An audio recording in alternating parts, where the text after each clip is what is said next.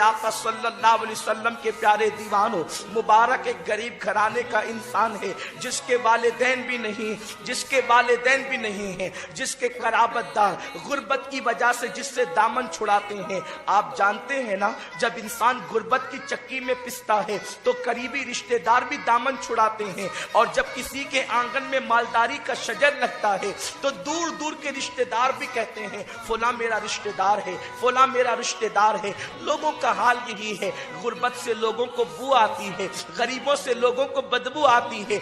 लोग अमीरों को दूर की रिश्तेदारी हो या ना हो दिल लगाते हैं, लेकिन गरीबों को करीब भी नहीं बिठाना चाहते। लेकिन ये मेरा रसूल है, ये आपके रसूल है जो दुआ यूं करते हैं, ए अल्लाह मुझे ज़ाहिरी हयात भी गरीबों के दरमियान देना और मुझे ममात भी गरीबों के दरमियान देना और मेरा हश्र भी गरीबों के दरमियान फरमाना। और आका फरमाते हैं मालदारों से गरीब लोग 500 साल पहले जन्नत में दाखिल किए जाएंगे। अब इसका ये मतलब नहीं माज़अल्लाह कि हम जो है वो अपने आप को फिर गरीब ही कर ले, काम चोर बन जाए। गरीब का मतलब ये भी नहीं है कि आदमी जो है वो भीख मांगता रहे। आदमी कोशिशों के बावजूद तकदीर का मारा हो, ये अलग उन्वान है। मुबारक मुअज्जिन है मस्जिद के अंदर, लेकिन उसकी फितरत और तबीयत में ये है, मुबारक की तबीयत में, कि वो फज्र की नमाज के बाद इशराक और चाश्त पढ़कर मस्जिद से निकलता है और जोहर से पहले पहले मजदूरी करके फिर मस्जिद में आ जाता है, पूरा दिन मस्जिद में रहता है। यानी इतना कमा लेता है कि पूरा दिन जो है उसका गुजारा हो जाए, दिन भर में उसके लिए इफ्तार का इंतज़ाम हो जाए, सहरी का इंतज़ाम हो जाए। रोज़ाना का मामूल है कि वो रोज़ा रखता है। एक दिन मस्जिद के इमाम जो हुकूमत की तरफ से, बादशाह की तरफ से काजी शहर मुकर्रर किए गए थे, यानी काजी शहर का मतलब चीफ जस्टिस उस जमाने का होता था, जो जज हुआ करता था, फैसले करता था। जो मस्जिद का इमाम था वही जज भी था। मुअज्जिन साहब जवान थे, वजीफे में मसरूफ थे। काजी साहब को ख्याल आया मेरी बेटी जवान हो गई है, जवान बेटी का रिश्ता देखना चाहिए कि कहीं मेरी बेटी की शादी हो जाए। इस ख्याल के अंदर दिमाग दौड़ाने लगे, बेटी को दूं तो कहाँ दूं। फिर ख्याल आया कि मुबारक से बेहतर रिश्ता कौन सा हो सकता है। इमाम साहब काजी है, चीफ जस्टिस हैं, जज हैं, और बेटी के रिश्ते के लिए एक ऐसे इंसान का इंतखाब कर रहे हैं, ऐसे इंसान का जिसके पास खुद का मकान भी नहीं है, जो मस्जिद में सोता है। लेकिन बस फिक्र क्या है, उस जमाने के अंदर बेटियों को मालदारों के हवाले नहीं किया जाता था सिर्फ। यकीनन हर आदमी की ख्वाहिश है कि मेरी बेटी खुशहाल घराने में रहे, होना चाहिए, लेकिन हलाल और हराम तो देखो। ऊंची बिल्डिंग देख ली, ये नहीं देखा कि हलाल कमाता है कि हराम कमाता है। खुश अकीदा है या बदअकीदा है, बस आजकल माल माल माल। वक्त का काज़ी शहर अपनी बेटी के रिश्ते के लिए मुबारक का इंतखाब करता है, और खुद से मुबारक शादी क्यों नहीं करते? हजरत मेरा तो मकान भी नहीं है, मुझे बेटी कौन देगा?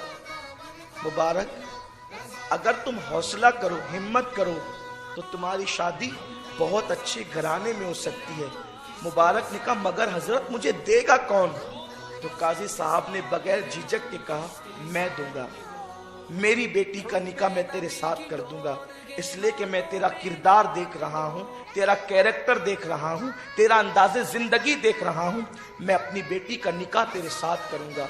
कोई अगवा पिछुआ नहीं, बल्कि बस एक सुसर होने वाला खड़ा है, होने वाला दामाद, और दोनों के दरमियान बात तय हो रही है। मुबारक ने शर्मा कर कहा हजरत लेकिन ये मखमल में टाट का पेवन कैसा लगेगा?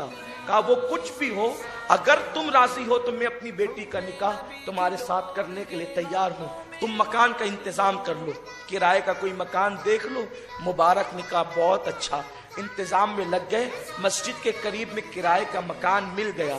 इतने इतने देने होंगे और फिर इतने रुपये जो है वो आपको रोजाना के हिसाब से अदा करने होंगे। अब ये है मुबारक का निकाह हो गया, मुबारक का निकाह हुआ। काजी साहब अपनी खूबसूरत चांद सी बेटी को शाम के वक्त मुबारक के उसी झोपड़े में पहुंचा देते हैं और उसके बाद वापस अपने महल की तरफ पलट जाते हैं। फज्र की नमाज में जब मुबारक नमाज के लिए आए तो चेहरे पर ना नींद का कोई असर था, न किसी और चीजों का असर था। वो लोग अहलुल्लाह थे, अल्लाह वाले थे, जो चेहरे देख करके रातों की दास्तानें पढ़ लिया करते थे। उसी को कहते हैं लिफाफा देखकर मजमून का पढ़ लेना। मुबारक को देखकर काजी साहब ने कहा, बेटे मुबारक आसार कुछ अच्छे नहीं हैं। उन्होंने कहा, हुजूर क्या फरमाते हैं? अब आप सुसर हो गए तो बाप के कायम मुकाम हो गए।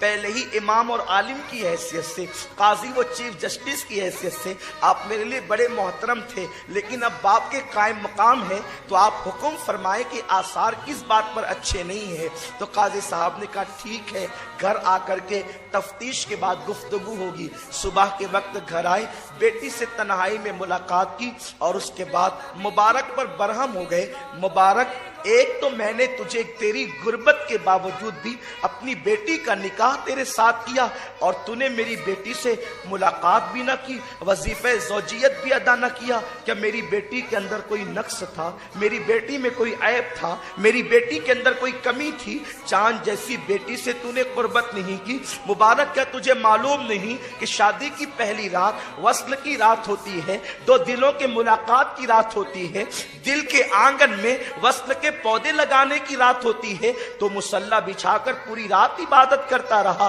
क्या तुझे पता नहीं कि बीवी का हक क्या है? जब काजी साहब सब कुछ बोल चुके तो मुबारक ने धीरे से जबान खोलकर कहा, काजी साहब, आपके एहसानात सराखों पर मैं जिंदगी की आखिरी सांस तक कभी आपके एहसान को फरामोश नहीं कर सकता, लेकिन अर्ज ये है, आप बादशाह के मुलाजिम हैं और बादशाह के यहाँ आप मुलाजिमत करते हैं। पता नहीं कभी कभी आपने किसी की रियायत भी की होगी फैसले में, और बादशाह के यहाँ जो टैक्स आता है वो हलाल से भी आता है और हराम से भी आता है। मुझे ये नहीं यकीन से मालूम कि आप हराम के खाते हैं और ये भी यकीन से नहीं मालूम कि हलाल खाते हैं। तो चूंकि अब ये जो आपकी बेटी है वो मेरी औलाद की माँ बनने वाली है, मैं उससे यूं ही कैसे मुलाकात कर लूं? मेरे रसूल का फरमान है कि एक लुक्मे का असर 40 दिन तक रहता है। काजी साहब, 40 दिन तक तुम्हारी बेटी को हाथ नहीं लगाऊंगा। अपने हाथ की मेहनत की कमाई 40 दिन तक पहले मैं आपकी बेटी को खिलाऊंगा। आपके लुक्मे का असर खत्म होगा। मेरे हलाल के लुक्मे का, जो पीवर हलाल है, जब उसका असर चढ़ेगा तब मैं अपनी बीवी से कुर्बत करूंगा। काजी साहब खुश हो गए, पेशानी चूम कर चले गए। 40 दिन तक की अपनी मेहनत की कमाई खिलाई, सच्चाई व सदाकत की कमाई खिलाई। जब 40 दिन मुकम्मल हुए तो 41वीं शब में वजीफे ज़ौजियत अदा किया और उसी रात खुदा का करना कि बच्चा अपने माँ के शिकम में करार पाया। और जब वो बच्चा पैदा हुआ तो मुबारक ने उस बच्चे का नाम अब्दुल्ला रखा। उसी मुबारक मुअज्जिन के बेटे को दुनिया ने अब्दुल्ला इब्ने मुबारक के नाम से जाना। अब्दुल्ला बिन मुबारक वो है, इमाम आजम फरमाते हैं, कयामत के दिन अल्लाह मुझसे पूछेगा नौमान क्या लाया है, तो मैं अब्दुल्ला इब्ने मुबारक को पेश कर दूंगा, उसी में मेरी निजात हो जाएगी। अल्लाहु अकबर, या रसूल अल्लाह।